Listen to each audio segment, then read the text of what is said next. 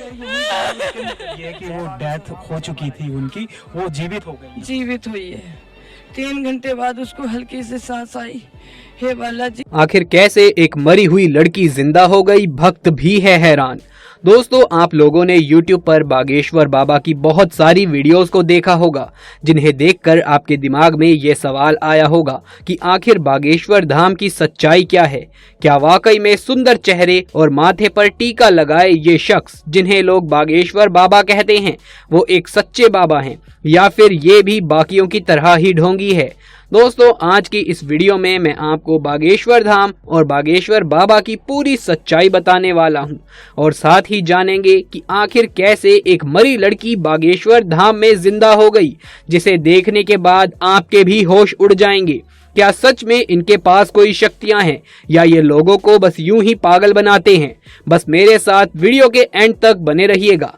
लेकिन हाँ, वीडियो शुरू करने से पहले आपसे एक छोटी सी रिक्वेस्ट है कि चैनल को सब्सक्राइब जरूर कर लें और साइड में जो बेल आइकन दिख रहा है उसे भी दबा लें। दोस्तों, आजकल आपने इंटरनेट पर लंबे बालों वाले, माथे पर चंदन का टीका लगाए प्रवचन देने वाले इस शख्स के बारे में बहुत सुना होगा। आए दिन इनके वीडियोस आपने देखे होंगे, पर क्या आपको मालूम है कि ये कोई साधारण शख्स नहीं है, बल्कि इनके ऊपर स्वयं बालाजी यानी कि हनुमान जी की ही कृपा है, और इनके पास कुछ ऐसी शक्तियां हैं कि ये लोगों की मन की बात उनके बिना बोले ही जान लेते हैं, और उनकी समस्याओं को पहले से ही कागज पर लिख देते हैं, और आजकल तो ये भूत प्रेत भगाने के भी एक्सपर्ट बने हुए हैं। दोस्तों, बागेश्वर बाबा फेमस होने के लिए चमत्कार नहीं करते, बल्कि इनके चमत्कारों के कारण ही ये फेमस होते चले जा रहे हैं। दोस्तों, बालाजी बागेश्वर धाम की देश में ही नहीं बल्कि विदेशों में भी बहुत चर्चाएं सुनने को मिलती हैं, लेकिन बहुत से लोग बागेश्वर धाम में होने वाले चमत्कारों की सच्चाई नहीं जानते।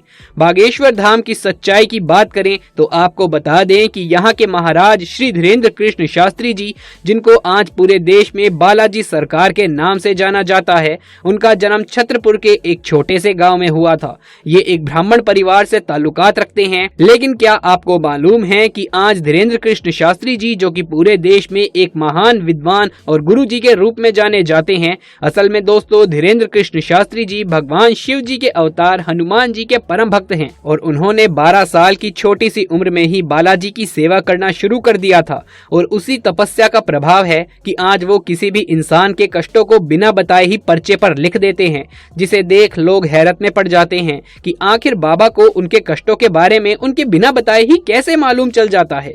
यहाँ तक कि धीरेन्द्र कृष्ण शास्त्री जी ये तक बता सकते हैं कि आप क्या सोच रहे हैं। उनके द्वारा लिखा गया एक एक शब्द 100% सच होता है।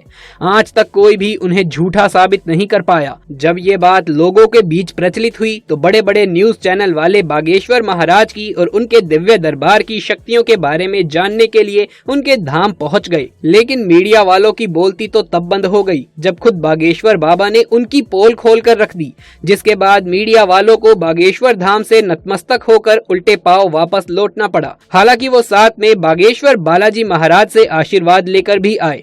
बागेश्वर महाराज, जिन्होंने बालाजी की कृपा से हजारों भक्तों का भला किया है और वर्तमान में विदेशों की यात्रा भी कर रहे हैं, ताकि विदेशों में रहने वाले लोगों की सहायता भी कर सके। आपको बता दें कि बागेश्वर धाम भारत का एक प्रसिद्ध तीर्थ स्थल है। यहाँ पर बालाजी सरकार की कृपा है। बागेश्वर धाम के पुजारी पंडित धीरेन्द्र कृष्ण शास्त्री गर्ग जी हैं। ये भारत का एकमात्र ऐसा चमत्कारी धाम है जिसने साइंस और टेक्नोलॉजी को पूरे तरीके से हिलाकर रख दिया है कि ऐसा कैसे हो सकता है, कैसे कोई व्यक्ति बिना बताए लोगों के मन की बात जान सकता है। और आजकल तो ये भूत प्रेत भगाने के भी एक्सपर्ट्स बने हुए हैं। लोगों की तबीयत ये चुटकियों में ठीक कर देते हैं और उनकी परेशानियों को पहले से ही पर्चे पर लिख कर भी रख देते हैं। कहा जाता है कि बागेश्वर महाराज के ऊपर बालाजी यानी कि हनुमान जी की बहुत बड़ी कृपा है, और उसी कृपा के चलते इस तरह के चमत्कार ये दिखा पाते हैं।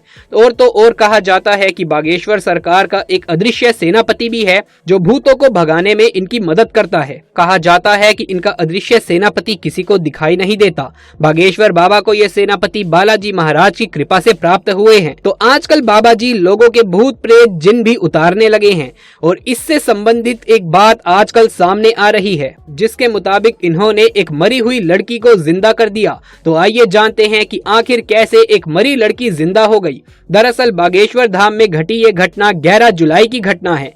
एक माँ अपनी बेटी को यूपी के उंडला से बागेश्वर धाम लाती है। उनकी बेटी बहुत बीमार थी, वो लगभग बेहोशी की हालत में थी।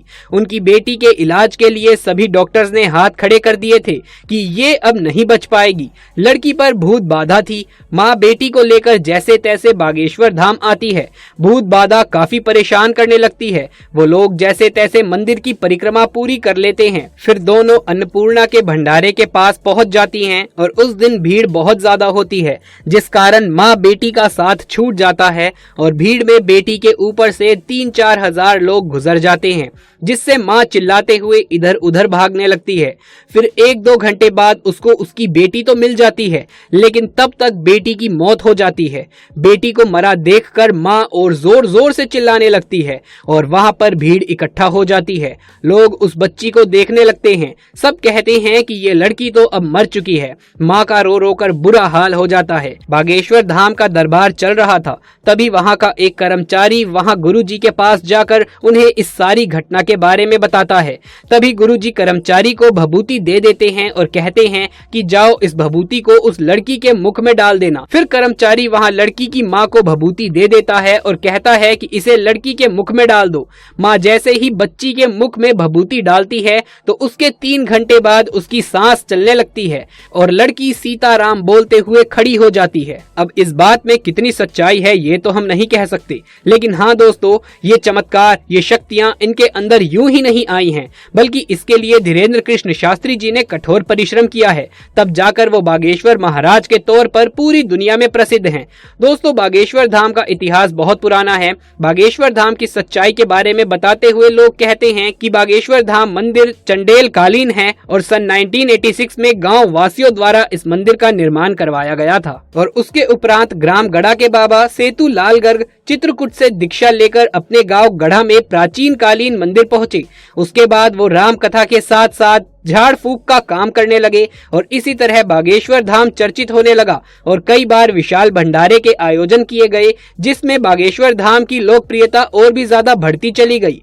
आज बागेश्वर धाम को संभालने वाले श्री धीरेन्द्र कृष्ण शास्त्री जी का जन्म 4 जुलाई 1996 को छतरपुर मध्य प्रदेश में हुआ था।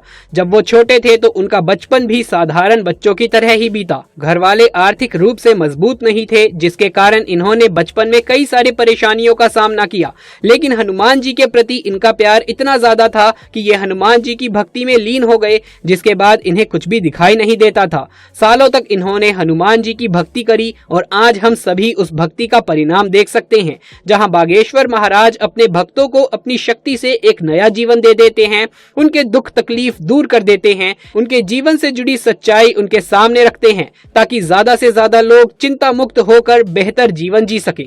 यही बागेश्वर महाराज का एकमात्र उद्देश्य है कि वो जितने लोगों का हो सके उतने ज्यादा लोगों का उद्धार करें और लोगों को जीवन की सही राह पर लाकर खड़ा कर दें। तभी तो ये बिना थके बिना रुके अपना दरबार लगाते रहते हैं और लोगों की मदद करते हैं। जहां ये बचपन से ही रामायण महाभारत जैसे काव्यों का अध्ययन करते आ रहे हैं और उनकी आंखों का तेज, बात करने का तरीका और चेहरे की चमक ये साफ जाहिर करती है कि ये बहुत ज्ञानी है। हालांकि जो लोग इनके धाम नहीं गए हैं वो इनके चमत्कारों से वंचित हैं और अभी भी इनको ढोंगी कहते हैं। बाकी आपका बागेश्वर महाराज पर क्या कहना है हमें नीचे कमेंट बॉक्स में लिख करके जरूर से बताएं।